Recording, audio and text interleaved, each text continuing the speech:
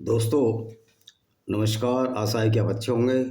कुछ पुलिस के गुंडों ने कर्नल साहब को पीटा पटियाला में, और भारतीय आर्मी के लोगों को पंजाब में डिप्टी कमिश्नर का घेराव करना पड़ रहा है, आईजी का घेराव करना पड़ रहा है। तो भी एफआईआर नामजद हुई है, लेकिन उनकी वो चूतड़ों पर सिकाई क्यों नहीं हुई? जो जो कर्नल साहब को जिन्होंने बदतमीजी की है, उनका भी घूस भर देना चाहिए था। ये आर्मी की कमजोरी है। डिसिप्लिन का मतलब ये नहीं है कि आप कायर हो जाओ, आप डरपोक हो जाओ। इससे आर्मी की छवि बिगड़ती है। और वहाँ का कमांडिंग ऑफिसर क्या कर रहे हैं साहब? ऐसे पिटवाते रहेंगे, कल उनका भी नंबर आ जाएगा। तो पुलिस की गुंडागर्दी का तो विरोध जब पब्लिक करती है तो ये कहते हैं सरकारी कार्यों में बाधा है। ओ भाई, तुम कौन सा सरकारी कार्य कर रहे हो? तुम खुद कानून तोड़ रहे हो। तो इस सरकारी कार्यों में बाधा का कानून खत्म होना चाहिए। मैं मानता हूँ इससे गुंडे बदमाशों को फिर श्रेय मिलेगा, और वो फिर पुलिस को भेजा परेशान भी करेंगे, मानता हूँ। लेकिन जो पुलिस वाले बेईमानी कर रहे हैं, जो पुलिस वाले रिश्वत ले रहे हैं खुलेआम सड़कों पर, उनको पीटना सरकारी कार्य में बाधा नहीं होना चाहिए, क्योंकि पुलिस भी तो पीटती है। जब पुलिस पीटती है तो इसका बदला यही है कि उसको भी पब्लिक के सामने पिटवाया जाए। और भ्रष्टों को तो मैंने बोला था, चाहे जज हो चाहे कोई भी हो, इनका जूते से इनका काला मुँह करके इनको गधे पर घुमाना चाहिए। और ये काम पब्लिक करेगी। पब्लिक की इंतहा हो गई। जब पब्लिक के हाथ में बंदूक आ जाएंगी तो क्रांति होगी। तो मोदी जी, आप कर क्या रहे हैं? भगवत मान, आप क्या कर रहे हैं? आर्मी वालों को बाहर बैठना पड़ रहा। तो आर्मी के हाथ तो इतनी ताकत है कि अगर आर्मी आ जाए, अगर पाकिस्तान की आर्मी होती तो क्या हाल हुआ होता? इन नेताओं की तो कोई औकात ही नहीं आर्मी के सामने। लेकिन हमारी आर्मी डिसिप्लिन के नाम पर कायर हो गई है। कितनों को सस्पेंड कर लेंगे आर्मी वाले। खैर, आज हमारा जो असल चैप्टर है वो इस्लाम की एक दूसरी गुंडागर्दी, जिसको कहते हैं अजल। अजल क्या होता था? जब ये मोहम्मद साहब काफिले लूटने जाता था, ये मोहम्मद यार साहब कहने में भी मुझे इसको बड़ी कोफ्त होती है। ये व्यक्ति साहब हो नहीं सकता। मेरे लिए तो इज्जत जीरो है इसके लिए, पर माइनस में इज्जत है, बल्कि बेइज्जती की तरफ मेरा रुख है। तो ये जब ये वहाँ जाता था अपने पेशेवर लुटेरों के साथ, जो पैगंबर मोहम्मद था, तो वहाँ पर जो ये औरतों को लूटते थे। इस्लाम में तो औरतों को लूटने की इजाज़त है अगर गैर मुस्लिम औरतें हैं। और उनके साथ ये इनके साथी कहते थे, हम तो इनकी खूबसूरत लड़कियां हैं, अब इनको हम छोड़ेंगे नहीं, इनके साथ हम बलात्कार करेंगे। देखिए, मैं इंटरकोर्स नहीं कहूँगा, बलात्कार कहूँगा, क्योंकि बलात्कार में कोई ज़रूरत नहीं है अगर गैर मुस्लिम स्त्री हो उससे अनुमति लेने की। तो ये इस्लाम तो एक बलात्कारियों का झुंड था उस समय, मोहम्मद के साहब के समय में। और इसके पेशेवर लुटेरे थे, बलात्कारी थे, हत्यारे थे, और इनके हेड थे सो कॉल्ड प्रॉफिट मोहम्मद, जो इनके रसूल हैं। अब जिस इस्लाम का प्रॉफिट ही ऐसा हो तो उस लोगों की सोच कैसी होगी? वही सोच होगी जो नागपुर में घटित होती है। ये मूर्खता तो गैर मुस्लिमों की है जो मार खाए जा रहे हैं। ओ भाई, 206 हड्डियां तुम्हारे 200 से है, तुम इस गुंडागर्दी को बर्दाश्त क्यों कर रहे हो? आज पुलिस ने जो आर्मी के खिलाफ किया तो धरना दे दिया, लेकिन आप इसके खिलाफ, इस्लामिक गुंडागर्दी के खिलाफ कोई धरना नहीं देता। धरना देने की जरूरत नहीं है। इनको तो सशस्त्र संघर्ष से ही समाप्त किया जा सकता है, जो इजराइल कर रहा है।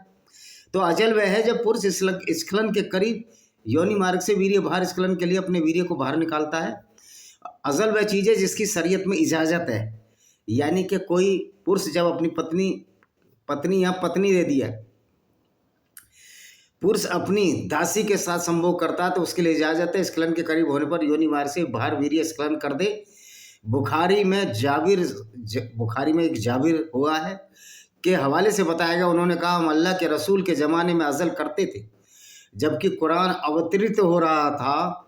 जाबिर अताला के हवाले से बताया गया, उन्होंने जाबिर को यह कहते सुना कि हम अज़ल करते थे जबकि कुरान अवतरित हो रहा था, और मुस्लिम में हम अल्लाह के रसूल के ज़माने में अज़ल करते थे। ये मुस्लिम की सही मुस्लिम किताब है।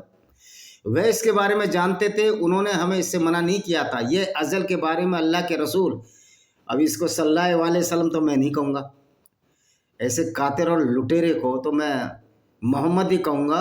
तो इस मोहम्मद का भी फैसला था, ये फैसला था कि आप गैर मुस्लिम औरतों को लूटो और उनका वीर्य बाहर निकाल दो। लेकिन एक बार मोहम्मद ने कहा, नहीं, ऐसा कोई ज़रूरत नहीं है, क्योंकि अब तो ये हमारी गुलाम है, और जो आत्मा पैदा होनी वो तो पैदा होगी, और फिर वो मुसलमान भी बढ़ेंगे, यानी संख्या ही बढ़ेगी।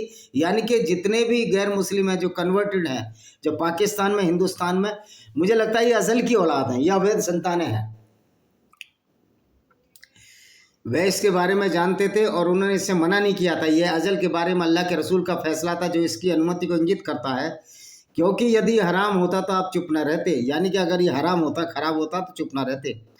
देखिए, इस्लाम में कोई भी चीज़ हराम नहीं है जो गुंडागर्दी की हो, जो क्रिमिनल अपराधी जिसमें तत्व आते हैं, तो वो कोई चीज़ हराम नहीं है, क्योंकि दूसरों की औरतों को लूटना इस्लाम में हराम नहीं है।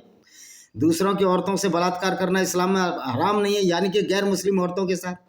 तो इस्लाम में तो जितनी भी अच्छी बातें हैं वो सारी हराम है, और जितनी भी गुंडागर्दी वाली बातें हैं जो संसार में विक्षोभ पैदा कर रही, जो संसार में लड़ाई झगड़ा पैदा करनी है, वो हलाल है। तो इस्लाम, इससे ही साबित होता है कि इस्लाम एक अपराधियों का ग्रुप है, और इसके मोहम्मद इसके प्रणेता थे, प्रवर्तक थे, क्योंकि इस गुंडागर्दी को, इस इस्लामिक गुंडागर्दी को, इस्लामिक बेगैरती को मोहम्मद ने ही पैदा किया था। तो मोहम्मद का सम्मान करने का तो कोई फायदा ही नहीं होता। अजल का हुक्म सहाबी पैगंबर के समय से संबोधित किया। इसका कारण है कि आपका हुक्म बन जाता था, क्योंकि स्पष्ट है पैगंबर इसके बारे में जानते थे और इसे स्वीकार करते थे, क्योंकि कई अवसरों पर उन्होंने नियमों के बारे में उनसे प्रश्न पूछे थे। अरे मोहम्मद का तो कुरान था, मोहम्मद का तो इस्लाम था, बाकी तो कुछ था ही नहीं। अजल यानी कि वीर्य को बाहर निकालने के संबंधी कई हदीस हैं। देखिए, अहमद, मुस्लिम और अबू दाऊद, ये तीनों हदीस ने जाबिर के हवाले, तीनों में मिलता है। मुस्लिम, सही मुस्लिम, अहमद और अबू दाऊद ने जाबिर के हवाले से रिवायत किया है कि आदमी अल्लाह के रसूल सल्लल्लाहु अलैहि वसल्लम, ये अल्लाह का रसूल जो कि नकली अल्लाह था, उसका नकली रसूल के पास आया और कहा, मेरे हुजूर अगर तुम चाहो तो अजल का अभ्यास करो। तो क्या कहता है, मेरे पास एक दासी है, हमारी सेविका है, अगर वह हमारे लिए पानी भरती है मैं उसके साथ संभोग करता हूँ, लेकिन मैं नहीं चाहता वह गर्भवती हो जाए। उन्होंने सल्लल्लाहु अलैहि वसल्लम ने कहा, अगर तुम चाहो तो अजल का अभ्यास करो, यानी कि फुल टू फुल वैश्यावृत्ति की इजाज़त इस्लाम में दे दी गई। लेकिन जो इसके लिए तय किया गया उसके पास आएगा, यानी कि आप जो तय किया है, अगर मुसलमान बनना है या वह संतान सारी मुसलमान ही तो हैं जो आज भारत में और पाकिस्तान में और हिंदुस्तान में रहती हैं। मुस्लिम ने अबू सईद ये भी के हवाले से रिपोर्ट दी, मुस्लिम बुखारी में है, हम अल्लाह के रसूल सल्लल्लाहु अलैहि वसल्लम के साथ बनी अल मुस्तकिल के अभियान पर निकले, जो एक यहूदी कबीला था, उसको लूटने निकले। और क्या अभियान था? औरतों को लूटना, काम वासना की पूर्ति करना, यही तो मोहम्मद और उसके साथियों का काम था।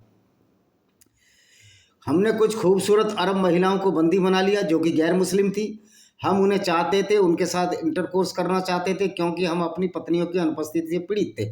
अब सोचो, उनकी पत्नियां भी यही काम करने लगती जो घर पर रह रही थी, और करना चाहिए। मैं तो कहता हूँ, जब ये इतनी हरामपंथी इस्लाम में है तो इनकी मुस्लिम स्त्रियों के साथ, मुस्लिम स्त्रियों को ये करना चाहिए, क्योंकि मुस्लिम स्त्रियों की तो कोई इज्जत नहीं है इस्लाम में।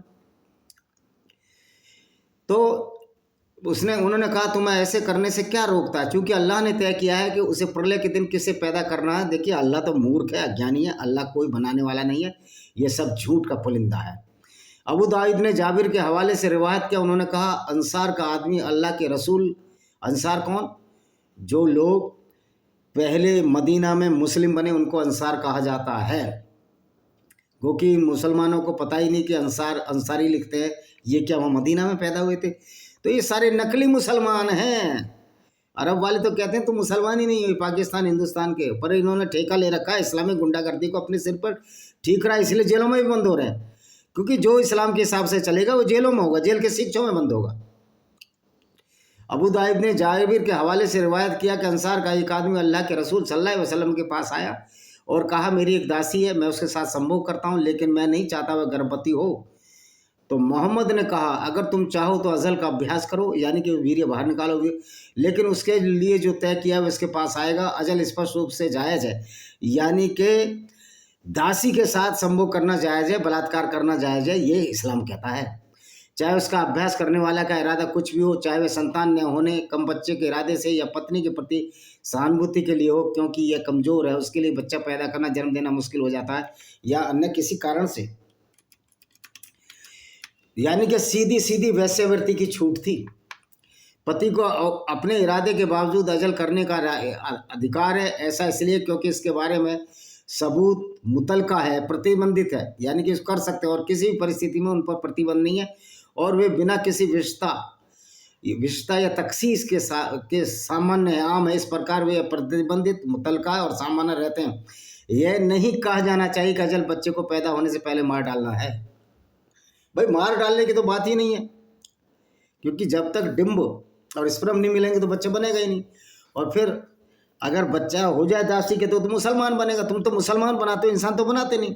तुम लोगों को वैसी और दरिंदा बनाते हो कि मुसलमान होने का मतलब है कि वो वैसी और दरिंदा है। क्योंकि अब ये यहूदियों से बड़ा चिढ़ता मोहम्मद का। यहूदी कहते हैं कि अजल बच्चों के छोटे पैमाने पर जीवित दफनाता है। उसने कहा यहूदियों ने झूठ बोला, अगर अल्लाह बच्चा पैदा करना चाहता तुम उसे रोक नहीं सकते थे। पाठ में बच्चे ने पैदा करने के रास्ते से अचल की अनुमति दी गई है। यहूदियों को कह रहे, यहूदी तो बोलते हैं कि मुसलमान बच्चों को दफनाते हैं, छोटे बच्चों को, जीवित को। और भाई मुसलमान कुछ भी कर सकता है, क्योंकि अल्लाह के रसूल मोहम्मद ने एक ऐसा आइडियोलॉजी बनाई जो फुल टू फुल गुंडागर्दी है। और इस गुंडागर्दी को खिलाफ बोलती नहीं है। 295 क्यों लगेगी? अगर इस्लाम में हम ये कहेंगे कि पैगंबर लुटेरा था, पैगंबर कातिल और बलात्कारी था, सारे सर्वगुण संपन्न वो अपराधी था, तो उसमें क्या दिक्कत है? अहमद और मुस्लिम ने ये हदीसें हैं इनकी, सही मुस्लिम और अहमद ने उसामा बिन जैद के हवाले से कहा है कि एक आदमी पैगंबर सल्लल्लाहु अलैहि वसल्लम के पास आया और कहा, मैं अपनी पत्नी के साथ अज़ल करता हूँ। इस पर अल्लाह के रसूल सल्लल्लाहु अलैहि वसल्लम ने कहा, तुम ऐसा क्यों करते हो? आदमी ने कहा, मुझे उसके बच्चे या उसके बच्चों पर तरस आता है। इस प्रकार अल्लाह के रसूल ने कहा, अगर ये नुकसानदेह होता तो इससे फारसियों और रोमियों को नुकसान होता। यहाँ रसूल ने कहा, तुम ऐसा क्यों करते हो? उन्होंने यह नहीं कहा ऐसा मत करो। इस हदीस से समझा जा सकता है वैसे सहमत थे, लेकिन उन्होंने उन्हें सूचित किया कि एक के बाद एक बच्चे पैदा करना नुकसानदायक नहीं है। तो लाइन तो लगा रखी है तुम लोगों ने, और मारे जा रहे हो कुत्ते बिल्ली की तरह। तुम मारे जा रहे हो जो इसराइल मार रहा है, क्योंकि मूर्ख पैदा हो रहे हैं ना। इस्लाम एक अच्छे भले आदमी को गुंडा, बलात्कारी और हैवानियत का शिकार, दरिंदगी की तरफ बढ़ाता है। तो इस्लाम का ये रूप है। इस्लाम एक बहुत बड़ी क्रिमिनोलॉजी है। इस्लाम और आतंकवाद में तो कोई फर्क ही नहीं है। और कहा, मैं अपनी पत्नी के साथ उसके बच्चे पर तरस कर इसी नहीं खाना अजल करता हूँ। अल्लाह ने कहा, अगर इसी कारण से तो नहीं, उन्होंने फारसियों रोमियों को कोई नुकसान नहीं पहुँचाया। यह मुस्लिम के अब्दुल रहमान बी बसर, सही मुस्लिम में इसका उल्लेख है, अबू सईद से भी वर्णित है। इस डर से कि गर्भावस्था दूध पीने वाले बच्चे को नुकसान पहुँचाएगी। नतीजन चूंकि रसूल ने गर्भावस्था से बचने के लिए जन्म की अनुमति दी, दूध पीने वाला बच्चा तो तुम तो धड़ाधड़ पैदा करते रहते हो। फिर दूध पीने वाले तुम, इसलिए तो तुम कमजोर हो, बिना जवानी आए मर जाते हो।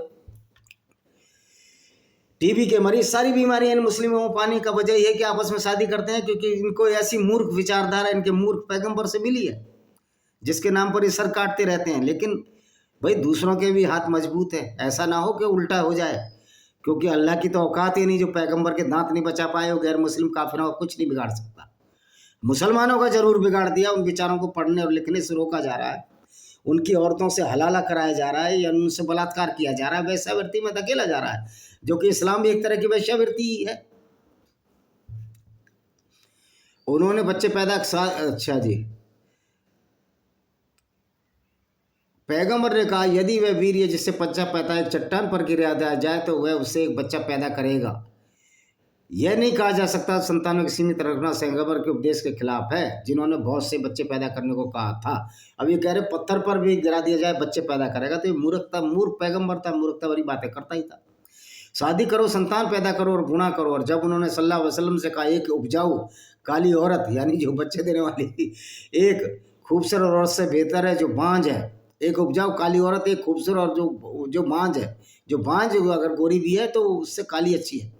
यह सच नहीं है, क्योंकि अजल की इजाज़त देना बहुत से बच्चे पैदा करने का उपदेश का खंडन करना नहीं है। एक तरफ बहुत से बच्चा पैदा करने का उपदेश है, दूसरी तरफ अजल करने की इजाज़त है। जहाँ तक अहमद ने जुदामा बिन्त बहब अल असदिया से वर्णित किया कि उसने कहा, मैं लोगों के बीच अल्लाह के रसूल के साथ मौजूद थी। वह कह रहे थे, मैं उन माताओं के साथ संभोग करने से मना करना चाहता हूँ जो अपने बच्चों को दूध पिला रही हैं, लेकिन दूसरों की औरतों को लूट कर उनके साथ संभोग करने को मना नहीं करता था ये, क्योंकि ये तो सारे बलात्कारियों का ग्रुप था, ये तो लुटेरे का ग्रुप था। लेकिन मैंने देखा है कि फारस और रोम के लोग ऐसा करते हैं, उनके बच्चों को कोई नुकसान नहीं पहुंचाया जाता। फिर उनसे अजल के बारे में पूछा। अल्लाह के रसूल ने कहा, यह गुप्त दफन है। यह उन्होंने आयत पढ़ी, जब जिंदा दफन की गई महिला शिशु से पूछताछ की जाएगी, जैसा कि बुत परस्त तरफ करते थे, जो जिंदा दफना देते थे। अल तकवीर 8-9, यह हदीस स्पष्ट है कि प्रमाणिक हदीस का खंडन करती है जो अजल की अनुमति देती है तो बाद वाली को प्राथमिकता दी जाती है। एक ही हदीस को खारिज कर दिया जाता है।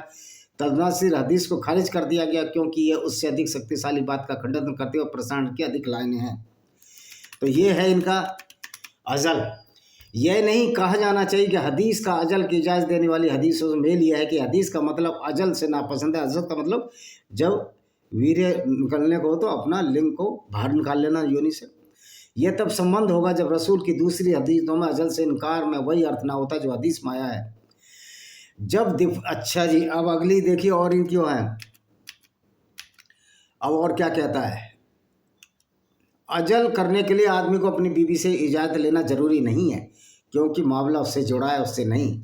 यह नहीं कहा जाना चाहिए कि संभोग उसका अधिकार है इसलिए वीर्य पर भी उसका अधिकार है, इसलिए वह उसकी इजाज़त के बिना इस योनि से बाहर निकाल सकता है, यानी कि आदमी की मर्जी हो निकाले। यह एक तरसंगत औचित्य है, शरीयत से नहीं है, इसलिए इसका कोई महत्व नहीं। इसके अलावा ये इसलिए भी रद्द हो जाता है क्योंकि संभोग उसका अधिकार है लेकिन वीर्य का स्खलन नहीं। जैसा कि नपुंसक पुरुष ने प्रमाणित किया अगर उसने पत्नी में प्रवेश किया लेकिन स्खलन नहीं किया तो प्रवेश करके उसने अपना अधिकार पूरा कर दिया तो उसे विवाह के खंडन का अधिकार नहीं है। मतलब इसमें इस्लाम में सिर्फ एक ही बात है कि काम वासना की पूर्ति कैसे की जाए। जहाँ तक इब्न माजा ने, ये भी एक हदीस है इनकी, इब्न माजा ने उमर बिन खत्ताब के अधिकार पर रिपोर्ट की है जिन्होंने कहा अल्लाह के रसूल सल्लल्लाहु अलैहि वसल्लम ने एक स्वतंत्र महिला के साथ उसकी अनुमति के बिना अजल करने से मना किया। स्वतंत्र महिला कौन है? जो मुस्लिम हो, क्योंकि ये मुसलमानों को तो दास नहीं बनाते थे। जो गैर मुस्लिम औरत है उसके साथ बलात्कार की भी इजाज़त है और अजल की भी इजाज़त है। यह एक कमज़ोर हदीस है। अब इसको भी बोलते हैं कि ये इब्न माजा कमज़ोर हदीस नहीं है, सही सत्ता में और इसनाद में इब्न लहिया है, उसके बारे में बहुत कोई। अब तुम्हारी ये जो हदीस है कोई कमज़ोर है कोई ताकतवर है, और भाई तुम अपनी मर्जी से गढ़ते रहते हो। तो ये तो बिल्कुल क्लियर कट है कि मोहम्मद एक लुटेरा था, मोहम्मद के लोग कातिल थे, बलात्कारी थे, ये तो क्लियर कट है, और औरतों को बाज़ारों में लूट कर बेच देते थे। तो ये हदीस कमज़ोर हो या ज़्यादा हो, लेकिन मोहम्मद का जो काम है वो तो निश्चित तौर पर एक अपराधी की श्रेणी में आता है। अगर मोहम्मद आज होता तो जेल में होता। अजल पर यह फैसला गर्भावस्था को रोकने के लिए दवाओं, कंडोम और काइल के इस्तेमाल पर लागू होता है। ये सब एक ही श्रेणी में आते हैं क्योंकि अजल की अनुमति देने वाले असाध्य उन पर पूरी तरह लागू होते हैं। अच्छा जी, आगे पढ़ते हैं। ये अजल पजल करता रहता है। गर्भाधारण रोकने की इजाज़त गर्भधारण को अस्थायी रूप से रोकने के लिए, जहाँ तक बच्चे पैदा करने या बांझपन पैदा करने की स्थायी रोकथाम का सवाल है, हराम है। इसलिए ऑपरेशन नहीं कराते थे नसबंदी जब संजय गांधी ने चलाई, क्योंकि बच्चे तो अल्लाह की देन है। तो फिर भाई अल्लाह से पैदा कराओ ना बच्चे। उस कमज़ोर अल्लाह जो मोहम्मद के दांत नहीं बचा पाए, जो अपने खुद रक्षा नहीं कर सकता, उस अल्लाह के 1000 गाली दे लो, बचाने उसको मुस्लिम ही आते हैं। तो फिर अल्लाह तो कमज़ोर है क्योंकि अल्लाह एक नकली अल्लाह है, अल्लाह एक फैब्रिकेटेड पात्र है। इसलिए ऐसी दवाओं का इस्तेमाल जो गर्भधारण को हमेशा के लिए रोक देती है, संतान पैदा की संभावना को कर देती है, या ऐसी शल्य क्रिया करवाना जो गर्भधारण को हमेशा के लिए रोक देती है, संतान पैदा करने की संभावना को रोक देती है, सभी चीज़ें हराम है। तो करो बच्चे पैदा, कुत्ते बिल्ली और सूअरों से ज़्यादा बच्चे पैदा करो और सूअरों की मौत मरो। ऐसा इसलिए कि वो एक प्रकार की बध्यकरण है, जो इसके लिए इसकी श्रेणी में आती है। ये है इनकी मूर्खता, इसलिए नसबंदी नहीं कराते पागल। ये पागलों का एक समूह पैदा हो गया है। संतानोत्पत्ति स्थायी समाप्ति विधान पालन द्वारा संतानोत्पत्ति विवाह का मूल उद्देश्य के साथ टकराव करती है। इसलिए अल्लाह ने लोगों के प्रति अपना दयालु तो दिखा दे कहा। तो कुत्ते भी मोहम्मद की बात नहीं मानते, कुत्ते भी स्टरलाइज होते हैं, यानी मोहम्मद को तो कुत्ते भी ठेंगे पर रखते हैं। और उसने तुम्हारे लिए तुम्हारी पत्नियों से बेटे और पोते बनाए। अल-नाहल आयत नंबर 72 है, चैप्टर अल-नाहल। हज़रत मोहम्मद ने बहुत से बच्चों को जन्म देने के लिए मंदूब बनाया और लोगों को इसके लिए प्रोत्साहित किया। ऐसे करने वालों की प्रशंसा की है। अनस ने वर्णित किया, ये हदीस है कि पैगम्बर सल्लल्लाहु अलैहि वसल्लम ने कहा, नाजुक और उपजाऊ लड़की से शादी करो, हाँ 9 साल की से मत करो। अगर 54 साल की उम्र में 9 साल की लड़की से शादी करोगे तो बच्चे नहीं होंगे तुम्हारे। वो तो अच्छा, वो बच्चे नहीं हुए। अबू बकर जो पहला खलीफा था, अबू बकर सिद्दीक़, एक मूर्ख बाप था। अगर उसके बच्चे होते तो प्रसव पीड़ा में ये मर जाती जो तुम्हारी अम्मा है, आयशा अम्मा मर जाती, जो मुसलमानों की अम्मा है। अब हल्के पैगंबर किसी का बाप नहीं है, पर ये अम्माएँ हैं, ये अवैध अम्माएँ जो हैं। क्योंकि जब वो बाप ही नहीं तो ये माँ कैसे हो गई। तो इस तरह की मूर्खता भरी पड़ी है इस्लाम में। अनस ने वर्णित किया कि पैगंबर सल्लल्लाहु अलैहि वसल्लम ने कहा, नाजुक उपजाऊ लड़की से शादी करो, क्योंकि मैं चाहता हूँ क़यामत के दिन मेरी उम्मत की संख्या दूसरों से ज़्यादा हो। बेटा तुम्हारे उम्मत की संख्या दूसरों से ज़्यादा नहीं हो रही। 180 करोड़ में भी 20-25 करोड़ लोग इस्लाम छोड़ चुके हैं। ईरान की 33% आबादी इस्लाम छोड़ चुकी है, सऊदी अरब की 12%, भारत की 2% से भी ज़्यादा, और पाकिस्तान में 5-6 करोड़, यानी 12 करोड़ तो यहीं छोड़ दिए इस्लाम, इंडिया और बांग्लादेश में भी। क्योंकि यार कोई भी एक जिसमें भी थोड़ी भी गैरत है वो नहीं चाहता कि उसका पैगंबर लुटेरा, बलात्कारी और पेशेवर हत्यारा हो, और ऐसी जिसका अल्लाह ऐसी मूर्खतापूर्ण बातें करता हो कि मैं दुनिया बनाने वाला हूँ, लेकिन दुनिया को कहता दुनिया स्थिर है और दुनिया चादर की तरह फैली है और सूर्य उसके चारों तरफ घूमता। तो ऐसे मूर्ख अल्लाह को कोई भी समझदार नहीं मानना चाहता, इसलिए इस्लाम छोड़ रहे हैं। मकल बिन यासर ने वर्णित किया, क्यों उम्मत की संख्या ज़्यादा हो। अब्दुल बिन उमर ने वर्णित किया, जो दूसरा खलीफा, अल्लाह के रसूल ने कहा, बच्चों की माताओं से शादी करो, लेकिन ताकि मैं क़यामत के दिन तुम्हारी बड़ी संख्या में अन्य लोगों के साथ मुकाबला कर सकूं। और तुम्हारी तो औकात ही नहीं है। 5000 फौज थी भारतीय, अब 93,000 अल्लाह की फौज ने पैंट गीली हो गई। ये अल्लाह क्या है यार, नकली अल्लाह। एक सबसे बड़ा चूतिया पाया जो अल्लाह के नाम से मोहम्मद चला कर चला गया। मकल बिन यासिर ने वर्णित किया, एक आदमी पैगंबर के पास आया। भाई मैं इसको पैगंबर नहीं कहूँगा, मोहम्मद कहूँगा आज से, क्योंकि ये बहुत ही नीच और घिनौनी प्रवृत्ति का व्यक्ति है। एक आदमी मोहम्मद के पास आया और कहा, मुझे एक महिला मिली है जो सुंदर और कुलीन वर्ष की है, लेकिन बच्चे पैदा नहीं कर सकती, क्या मुझसे शादी करूँ। फिर तीसरी बात तो पैगंबर ने कहा, नाजुक और उपजाऊ महिला से विवाह करो, क्योंकि मैं चाहता हूँ मेरी उम्मत की संख्या दूसरों से हो, इसलिए ये आबादी बढ़ाते हैं। क्योंकि मूर्ख जो है मोहम्मद इनको इस तरह की बातें कर गया था, इसलिए गर्भपात हराम है। ये तो मैं कहता हूँ कि अगर बच्चा हो तो गर्भपात नहीं कराना चाहिए, उसकी एक जान चली जाती है। लेकिन इस्लाम में गर्भपात हराम है, लेकिन दूसरों की जान तो लेते हैं, वो हराम नहीं है। तो इस्लाम एक मूर्खों द्वारा चलाई गई, मूर्खों द्वारा माने जाने वाली और मूर्खों के लिए आइडियोलॉजी है, जिसका पैगंबर एक मेंटल डिसऑर्डर का शिकार था, पागलपन का शिकार था। ये तो मोहम्मद अली जान सीना की किताब, मोहम्मद अली नहीं, अली सीना की एक किताब है, जो ईरान के एक्स मुस्लिम है, जिन्होंने कहा कि मैं मोहम्मद को मेंटल डिसऑर्डर था। इस तरह की विचारधारा चलाने वाला पागल ही होगा, कोई अच्छा व्यक्ति तो हो नहीं सकता। और क्या क्या है, किसी ऐसे व्यक्ति की हत्या न करो जिसे अल्लाह ने हराम किया, यानी मुसलमान को नहीं कत्ल करना, मुसलमानों के बच्चों के कत्ल नहीं करना। बुखारी और मुस्लिम ने अबू हुरैरा से रिवायत की, वही अबू हुरैरा उल्लू का पट्टा, जिसके साथ ये दूसरा उल्लू का पट्टा जैद हामिद कहता है, हम गजवाएं हिंद करेंगे। जैद हामिद, तेरे चूथड़ों में से पीतल की गोलियां घुसेड़ दी जाएंगी पाकिस्तान में। हमने छोड़े हुए 2 आदमी जो तुझको कत्ल बहुत जल्दी करेंगे। उन्होंने कहा, अल्लाह के रसूल ने बनी लिहान की एक महिला के गर्भपात किए भ्रूण के संबंध में फैसला सुनाया कि भ्रूण के हत्यारे को एक नर या मादा गुलाम दे देना चाहिए, और भ्रूण की न्यूनतम आयु जिसके लिए रक्तदान की आवश्यकता होती है, ब्लड मनी, वह तब है जब उसमें कुछ मानवीय विशेषताएं, जंगली हाथ पैर सिर आंख नाखून दिखाई देने लगें। लेकिन अगर गर्भपात आत्मा के उसमें फूकने से पहले हुआ तो इसकी जांच करनी होगी। ओ भाई, आत्मा से फूकने से नहीं, अगर वो शुरू हो गया तो शुरू ही हो गया, वो जीवन है।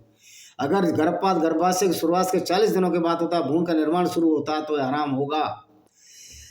भ्रूण का निर्माण पहले दिन से, जब डिम्ब और वीर्य डिम्ब ओवम में जब स्पर्म गला तभी शुरू हो जाता। तो ये मूर्खतापूर्ण बातें इस्लाम में भरी पड़ी हैं।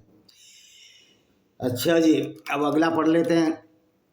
भ्रूण के विकास की अवस्था में उसमें प्राण फूंकने बाद, अच्छा तो ये भ्रूण का विकास तो उसी दिन हो जाता, तो गर्भपात तो बिल्कुल ही अवैध होना चाहिए वैसे तो, लेकिन ये 40 दिन तक तो ये मूर्ख था। ये मोहम्मद के मानने वाले भी मूर्ख हैं।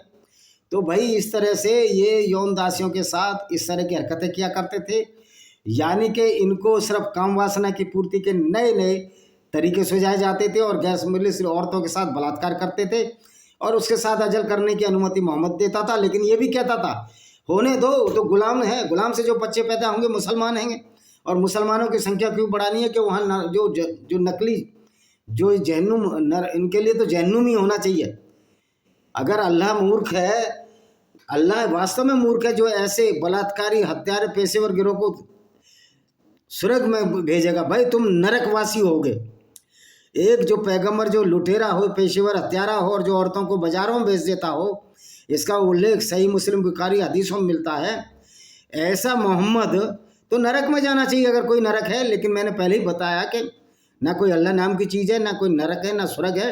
ये मोहम्मद का एक बेवकूफ़ बनाने का लोग था, जिसने लोगों को उल्लू बनाया, मूर्ख बनाया और अपनी काम वासना और धन लिसा की पूर्ति के लिए नई नई चीज़ें दे गया। और ख़ास तौर पर काम वासना में लिप्त रहने वाला ये मनुष्य इस तरह पाश्विक विचारधारा को जन्म देगा, जिसको आज इस्लाम कहते हैं। तो इस पाश्विक विचारधारा, पशु भी अच्छे हैं, इस्लाम को मानने वाले से तो पशु भी अच्छे हैं। आप कुत्ते को रोटी दे दो, वो आपको अपना दोस्त मानेगा, आपकी सेवा करेगा, आपकी रक्षा के लिए अपनी जान दे देगा। लेकिन आप एक मुसलमान को अगर पूरी ज़िंदगी खिलाओ पिलाओ और अगर वो इस्लाम पर चलेगा तो वो गैर मुस्लिम से दोस्ती ही नहीं करेगा। तो आप समझते हो किस तरह की ये धोखेबाजी है इस्लाम और मुसलमानों से दोस्ती करना। मुसलमानों से दोस्ती करना तो उससे पहले ये ज़रूर पूछ लो, क्या कुरान ने तुमको बोला है कि हिंदू से या ईसाई और यहूदी से दोस्ती करो? आप बता दीजिए कि भी आयत जिसमें लिखा हो कि हिंदुओं से या गैर मुस्लिमों से दोस्ती करना है। वो दिखा नहीं पाएगा। फिर उससे पूछो, जब तुम्हारे यहाँ ये आयत मौजूद है कि गैर मुस्लिमों से दोस्ती ना करो, तो फिर हमसे दोस्ती क्यों करते हो? इसलिए मैंने फेसबुक में साफ बोल दिया, मैं किसी भी मुस्लिम को दोस्त नहीं बनाऊंगा, क्योंकि उसकी विचारधारा वैसी और दरिंदगी से भरी है, गुंडागर्दी से भरी हुई है और वो धोखेबाज हो सकता है। क्यों, किस तरह गैर मुस्लिमों को मोहम्मद ने धोखे से मरवाया था। अस्मा बिन्त मरवान एक महिला को मरवाया, काब बिन असराफ को मरवाया, अबू अबाक को मरवाया। इनका तो इतिहास है धोखेबाजी से मारना, क्योंकि इस्लाम खुद में बहुत बड़ी धोखेबाजी है। मोहम्मद सबसे डरा हुआ व्यक्ति था, उसके दुश्मन इतने थे कि उसने ऐसी ऐसी आयतें लगाई कि किसी यहूदी से दोस्ती मत करो, किसी गैर मुस्लिम से दोस्ती नहीं करो, नहीं तो वो आपको कत्ल कर देगा। तो ये डरा हुआ है व्यक्ति, जिसको आज पैगंबर के नाम से जानते हैं, ये दुनिया में फ्रस्ट्रेटेड था। इसकी माँ ने इसको हिकार से भेज दिया दाई हलीमा के पास कि मैं इसको नहीं पालूंगी। फिर वो वापस आया और फिर वापस इसको भेज दिया। यानी कि इस औरत में, इस आदमी में इतनी नफरत बन गई औरतों के प्रति कि अपने माँ बाप को भी कहने लगा वो नरक की आग में जल रहे होंगे, क्योंकि मुसलमान नहीं थे। यानी कि उसने जो इस्लाम को बनाया इसलिए बनाया जिससे वो असंतुष्टि, जो उसका फ्रस्ट्रेशन था, जो मानसिक विकार मोहम्मद के दिमाग था, उसको दूर कर सके। लेकिन वो मोहम्मद ये भूल गया, आगे आने वाले दिनों में जो तू आइडियोलॉजी चला रहा है, ये आइडियोलॉजी इतनी खतरनाक आइडियोलॉजी होगी, इसमें बेचारे मुसलमानों का सर्वनाश होगा और लोग लानत भेजेंगे कि तुम्हारा पैगंबर लुटेरा, हत्यारा, पेशेवर, बलात्कारी था, जो औरतों को बाजारों में बेच देता था। लेकिन इनको समझ में ही नहीं आती। हमारे मुस्लिम भाइयों को कहते हैं मौलाना जो कहता है वो सही है, तो मौलानाओं की औकात है कि जो आए चैनल पर आए बहस करें वैसे मौलाना हम 50 लाख रुपए क्या 1 करोड़ रुपया भी दिलवाएंगे अगर वो साबित कर दे कि मोहम्मद एक अच्छा व्यक्ति था और तुम्हारा इस्लाम एक अच्छी सच्ची बात है। इस्लाम सिर्फ कामुकता से भरा हुआ, अपने काम वासना की पूर्ति, धन लिप्सा की पूर्ति के लिए मोहम्मद ने चलाया। मेंटल डिसऑर्डर का शिलाक था, फ्रस्ट्रेटेड व्यक्ति था।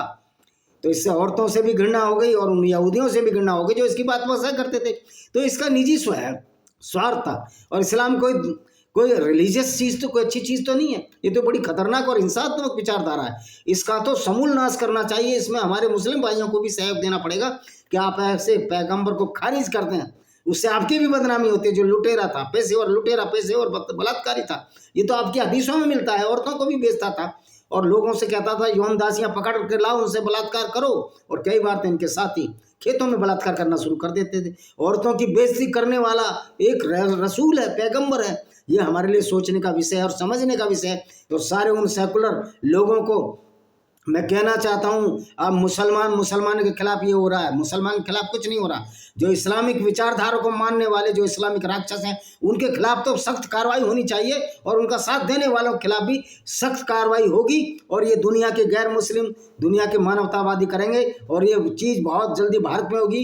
ऐसे सेकुलर राजनेताओं को खदेड़ कर सड़कों पर दौड़ाया जाएगा और इनकी औकात को सामने लाकर रख दिया जाएगा उन लोगों द्वारा जो मानवतावादी हैं। और ये वामपंथी भी बड़े हरामी और बड़े जिहादी लोग हैं। ये यहाँ इस्लाम से मिल जाते हैं, वहाँ मुसलमानों को मार रहा है चाइना में। तो ये वामपंथी और जो इस्लामिक गुंडों का जो गठजोड़ भारत में, इसको हम पब्लिक ही इनके छितर मार कर इनके सड़कों पर दौड़ा कर इनका मुंह काला करके इनको गधे पर घुमाएंगे। ये दिन बहुत जल्दी आने वाला है। और उन नेताओं के जो बीजेपी में सो कॉल्ड हिंदूवादी बनते हैं और जो